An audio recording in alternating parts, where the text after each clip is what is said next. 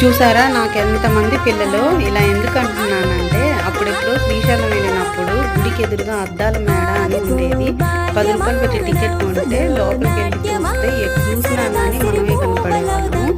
అలా నిన్న షాపింగ్ మాల్కి వెళ్ళినప్పుడు ఇలా ఒక షాప్లో ట్రయల్ రూమ్లో ఇలా చూసాను.